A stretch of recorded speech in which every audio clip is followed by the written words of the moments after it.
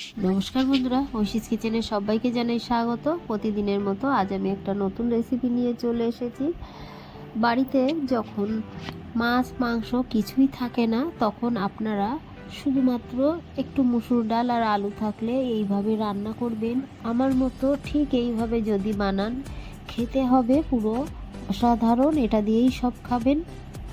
প্রথমেই দেখুন, গ্যাসে কড়া বসিয়ে দিয়ে আমি দিয়ে দিলাম সাদা তেল। তেলটা গরম হয়ে গেলে আগে থেকে আমি মিক্সিতে পেস্ট করে নিয়েছি ভিজানো মুসুর ডাল, তার মধ্যে একটু কুচানো পেঁয়াজ, একটু লবণ, হলুদ আর দিয়েছি সামান্য 1 টিস্পুন মতো ময়দা দিয়ে খুব ভালো করে মাখিয়ে নিয়ে তারপর আমি এগুলোকে ছোট ছোট বড়া করে নেব। ডাল বাটার মধ্যে আমি সামান্য দিয়েছি খাবার সোডা, 1 পিঞ্চ মানে একটুখানি আমি খাবার সোডা দিয়েছি। দিয়ে খুব ভালো করে মাখিয়ে নিয়ে ছোট ছোট বড়া করে নেব। আপনারা চাইলে একটু বড় করেও দিতে পারেন, তবে আমি একটু ছোট করে দিচ্ছি কারণ এটা রান্না করার পর কিন্তু অনেকটাই বড় হয়ে যাবে। বেশ কিছুক্ষণ রেখে দেওয়ার পর আমি উল্টে পাল্টে এগুলোকে ভেজে নেব।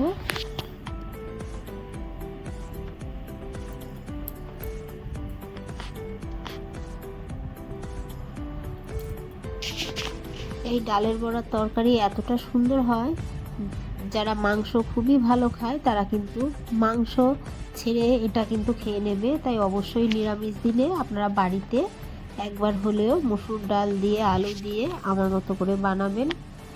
সব বড়াগুলো তুলে নিলাম। তুলে নেওয়ার পর আবারও বেশ কিছুটা একইভাবে দিয়ে দিলাম। এগুলোকে উল্টে পাল্টে ভেজে তুলে নেব।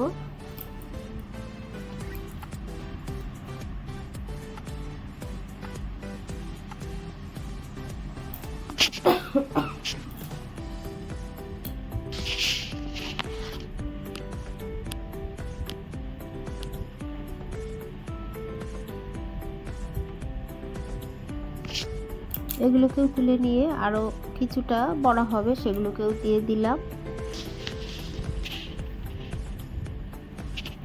দেখুন এগুলোও ভাজা হয়ে গেছে, এগুলোও তুলে নেব।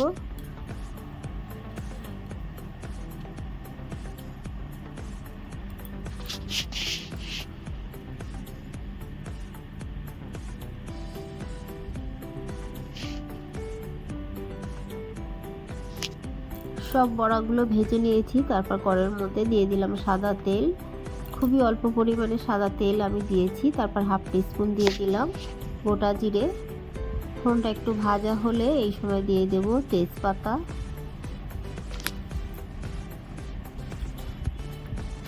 কয়েক সেকেন্ড ফোড়নটাকে নেড়ে নেব।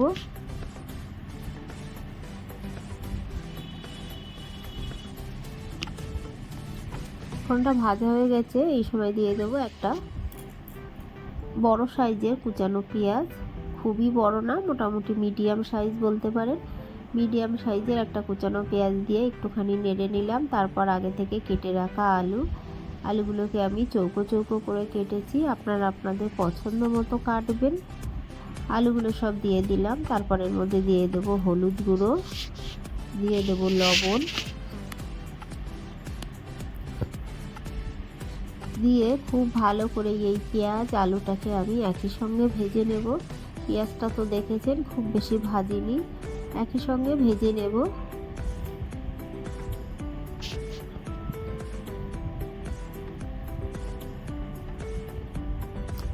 আমি অফ ক্যামেরায় খুব ভালো করে নেড়ে আলু পেঁয়াজটাকে ভেজে নিয়েছি। তারপর দেখুন একটা মশলা দিলাম। এখানে আছে আদা, কাঁচা লঙ্কা, গোলমরিচ, আমি শিলনোড়ায় বেটে নিয়েছি, সেই বাটা মশলাটা দিলাম।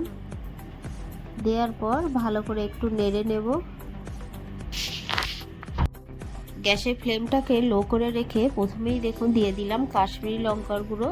এটা দিলে কালার হবে, ঝাল কিন্তু হবে না। তারপর দিয়ে দিলাম হলুদ গুঁড়ো, তারপর দিয়ে দিলাম ধনে গুঁড়ো, এরপর দিয়ে দিলাম জিরে গুঁড়ো।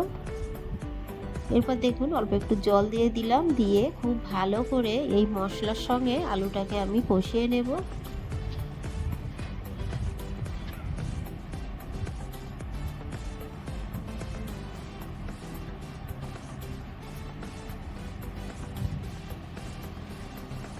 আরও একটু জল আমি দিয়ে দিলাম।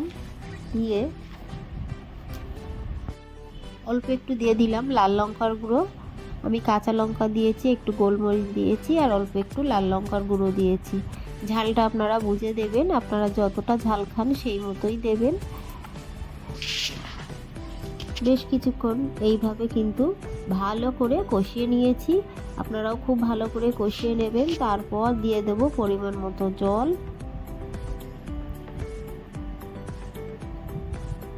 ডালের বড়া আলু দিয়ে তরকারিতে গ্রেভিটা কিন্তু বেশি রাখতে হয়, কারণ ঠান্ডা হয়ে যাওয়ার পর গ্রেভিটা সব এই ডালের বড়ায় টেনে নেয়, তাই একটু জল বেশি করেই দিলাম। দিয়ে ঢাকা চাপা দিয়ে ফুটতে দেব। বেশ কয়েক মিনিট রেখে দেওয়ার পর আমি ঢাকাটা তুলে একটু নেড়ে নেব। দেখে নেব আলুটা কতটা সিদ্ধ হয়েছে। আলুটা এখনো অনেকটাই বাকি আছে, তাই আমি আবারও ঢাকা দিয়ে বেশ কয়েক মিনিট ফুটিয়ে নেওয়ার পর আবারও নেড়ে আলুটা দেখে নেব কতটা হয়েছে। দেখুন আলুটা কিন্তু 80% সেদ্ধ হয়ে গেছে। এই সময় ভেজে রাখা বড়াগুলো দিয়ে দিলাম। দিয়ে আবারও বেশ কিছুক্ষণ আমি ফুটিয়ে নেব। আলুটা মোটামুটি সেদ্ধ হয়ে আসলে একটুখানি বাকি থাকলে সেই সময় কিন্তু দেবেন বড়াগুলো। তারপর ঢাকা চাপা দিয়ে আবারও আমি ভালো করে ফুটিয়ে নিয়েছি। বড়াগুলো দেখুন কতটা বড় হয়ে যাচ্ছে, এতটা সুন্দর হয়। এইভাবে যদি রান্না করেন দেখবেন আপনারা বাড়িতে একবার হলেও বানিয়ে। বেশ কয়েক মিনিট এইভাবে আমি ফুটিয়ে নিয়েছি। সবশেষ আমি চেখে দেখলাম একটু লবণ লাগবে, তাই একটু লবণ দিলাম। আর দিয়ে দেবো স্বাদ অনুযায়ী খুব সামান্য একটু চিনি। তবে যারা মিষ্টি খান তারা দেবেন, আর যারা মিষ্টি খান না দেবেন না। চিনি দেওয়ার পর সব শেষে কিন্তু আমি দিয়ে দেবো, এই দেখুন দিচ্ছি গোটা গরম মশলা, এলাচ, দারুচিনি, লবঙ্গ। এটা আমি শিলনোড়ায় বেটে নিয়েছি, নিয়ে খুব ভালো করে মিশিয়ে দিচ্ছি। আপনারা কিন্তু এই গোটা গরম মশলা দেওয়ার চেষ্টা করবেন, এটা দিলেই কিন্তু রান্নার স্বাদ দ্বিগুণ হয়ে যাবে। তাই অবশ্যই এটা এইভাবে দেবেন। মিশিয়ে দেওয়ার পর আমি গ্যাসের ফ্লেমটাকে অফ করে দেব। ঠান্ডা হয়ে যাওয়ার পর দেখুন কালারটা কতটা সুন্দর হয়েছে। এটা খেতেও কিন্তু দারুণ হয়। দেখুন পুরো মাংসের মতো কালার এসেছে, দেখতেও পুরো মাংসের মতো লাগছে। আমার এই রেসিপিটি আপনাদের ভালো লাগলে প্লিজ আমার চ্যানেলটিকে সাবস্ক্রাইব করে পাশে থাকা বেল আইকনটি ক্লিক করে দেবেন। আমি নতুন কোনো ভিডিও ছাড়লে আপনাদের কাছে পৌঁছে যাবে। রেসিপিটি ভালো লাগলে একটা লাইক করতে ভুলবেন না। রেসিপিটি কেমন লাগলো আমাকে কমেন্ট করে জানাবেন। ভালো থাকবেন, সুস্থ থাকবেন। আবার দেখা হবে পরের